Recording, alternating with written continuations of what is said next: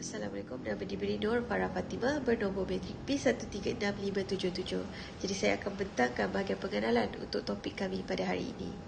Dalam dunia pendidikan yang semakin berkembang, teori-teori pendidikan memainkan peranan yang sangat penting dalam membentuk cara mengajar dan belajar. Salah satu teori yang mendapat perhatian dalam konteks pengajaran dan pembelajaran adalah teori jangkaan. Teori ini membawa implikasi yang signifikan terhadap proses pengajaran dan pembelajaran dalam bilik darjah kerana ia mempengaruhi hubungan antara guru dan pelajar, corak pembelajaran dan pencapaian akademik pelajar. Jadi, dalam pembentangan ini, kami akan menyelidik bagaimana teori jangkaan ini boleh mempengaruhi proses pendidikan dan memberikan pandangan kami yang mendalam mengenai cara aplikasinya dalam amali bilik darjah. Saya Ifan Nazira, P136783 akan membentangkan penyata masalah. Masalah yang dihadapi dalam proses pengajaran dan pembelajaran dalam bilik darjah ialah masalah disiplin. Hal ini kerana pelajar-pelajar terdiri daripada latar belakang yang berbeza. Apabila tingkah laku bermasalah akan menyebabkan proses pembelajaran di bilik darjah terjejas. Contohnya, masalah disiplin yang kerap berlaku semasa pengajaran dan pembelajaran ialah melawan kata guru, membuat bising di belakang bilik darjah dan bergerak bebas serta membuat bising. Ada juga tidak membuat kerja seperti yang diarahkan. Kedua, suasana bilik darjah yang kurang selesa juga antara masalah yang dihadapi. Keadaan bilik darjah yang tidak terurus, kerusi meja yang berselera, panas membuatkan murid gelisah. Maka mereka tidak dapat menumpukan perhatian sepenuhnya kepada pembelajaran. Ketiga, bilangan pelajar yang terlalu ramai di dalam bilik darjah, faktor yang mendorong pada masalah bilik darjah. Guru tidak dapat mengawal kelasnya dengan baik apabila pelajar terlalu ramai, terutama apabila terdapat pelbagai tahap kebolehan pelajar. Ada pelajar yang tahap rendah, ada pelajar yang tahap sederhana dan juga pelajar tahap tinggi. Jadi pelajar yang tertinggal dan tidak berminat dengan pelajaran akan mengganggu proses pengajaran guru di dalam bilik darjah. Keempat, masalah bahasa juga menyumbang masalah komunikasi. Contohnya, seorang guru berbangsa Melayu mengajar di sekolah majoriti Cina dan India. Pembelajaran dan pengajaran tidak dapat berlangsung dengan efektif sekiranya guru gagal mewujudkan interaksi yang berkesan dalam bilik darjah. Interaksi boleh berlaku antara objek atau organisma yang tidak bertindak balas.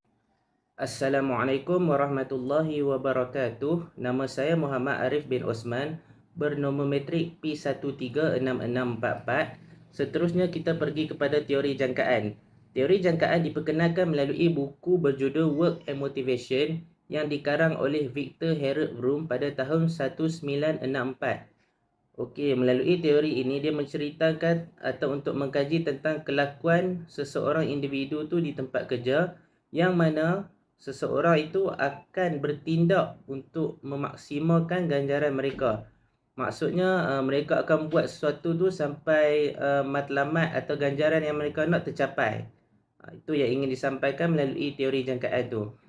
Selain itu, teori jangkaan ni ditentukan oleh jangkaan, instrumentality dan values. Kesemua perkara tersebut akan diceritakan dengan lebih detail selepas ini.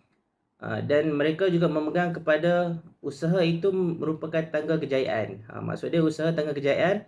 Mereka berusaha, mereka akan pastikan mereka akan dapat apa yang mereka nak dan mereka akan pastikan ganjaran yang mereka inginkan itu akan mereka perolehi dengan usaha mereka tu. Itu yang ingin disampaikan oleh Victor melalui teori jangkaan. Sekian, terima kasih. Assalamualaikum warahmatullahi wabarakatuh. Saya Nur Syafina binti Ruwayat, nombor metrik P136914 akan membuat pepetangan tentang faktor teori jangkaan. Di sini ada 3 faktor teori jangkaan, iaitu keberkesanan diri ataupun harga diri dan lebih dikenali sebagai kepercayaan diri, iaitu effort. Okey, mari kita lihat yang kedua. Yang kedua ialah kerumitan matlamat ataupun performance. Yang ketiga, kawalan yang terima. Maksudnya di sini reward. Okey, saya akan uraskan ketiga-tiga faktor tersebut. Kita pergi yang pertama, iaitu keberkesanan diri, maksudnya effort. Okey, once student believe that increased effort will lead to better performance. Maksudnya, apabila student percaya terhadap keyakinan sesuatu yang akan ditaksikan oleh mereka bahawa memiliki kemahiran berfikir dan matlamat yang mereka inginkan capai terlalu tinggi, tetapi pada akhirnya tidak mencapai apa yang mereka inginkan, itu akan mendorong mereka kepada sesuatu yang negatif. Tanggapan itu boleh menjadi jangkaan rendah. Faktor yang kedua ialah kerumitan matlamat, iaitu performance. When students believe that acceptable performance will grant rewards, which means mereka meletakkan sesuatu piawaian prestasi harapan terlalu tinggi. Contohnya, mereka menaruh harapan untuk mendapat ganjaran di hari kelak. Tetapi, apabila mereka berusaha lebih lagi, mereka inginkan pujian daripada guru ataupun ibu bapa, iaitu mereka menaruh harapan lah. Okey. Dan yang ketiga, kawalan yang diterima, iaitu kawalan emosi. Maksudnya reward. Mereka inginkan reward. Contohnya, when student consider reward as a valuable, mereka akan lebih lagi mencuba sedaya upaya untuk berusaha memiliki apa yang mereka inginkan. Dan di sebaliknya, mereka inginkan pujian yang lebih lagi supaya membuatkan diri mereka lebih bermotivasi dalam pembelajaran. Di sini boleh dikarikan ketiga-tiga faktor tersebut berkait rapat. Okey, saya akan membentangkan implikasi komponen dalam PDP. Okey, yang pertama adalah jangkaan, iaitu efikasi kendiri, kepercayaan seseorang tentang keupayaan mereka untuk berjaya melakukan sesuatu dengan tingkah laku. Okey, yang kedua adalah kesukaran matlamat. Apabila matlamat ditetapkan terlalu tinggi atau jangkaan prestasi yang dibuat itu terlalu sukar, ini berkemungkinan besar akan membawa kepada jangkaan yang rendah. Yang ketiga adalah kawalan yang dirasakan. Pelajar mesti percaya bahawa mereka mempunyai tahap kawalan ke atas hasil yang dijangkakan. Apabila pelajar jangka bahawa hasilnya adalah di luar kemampuan mereka untuk mencapainya, dengan itu motivasi pelajar tersebut akan menjadi rendah.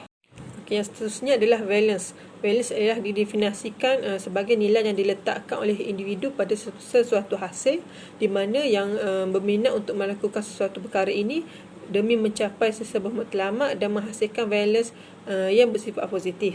Okey, yang kedua adalah valence akan bergantung kepada persepsi peribadi, iaitu keinginan dan kesungguhan untuk mendapatkan sesuatu hasil dan ganjaran. Okey, yang terakhir adalah instrumentality. Okey, yang pertama adalah konsep instrumentality, ialah tahap kepercayaan seseorang terhadap prestasi berkaitan dengan hasil dan ganjaran. Yang kedua adalah instrumentality merujuk kepada kepercayaan bahawa prestasi lebih baik membawa kepada ganjaran yang bermakna.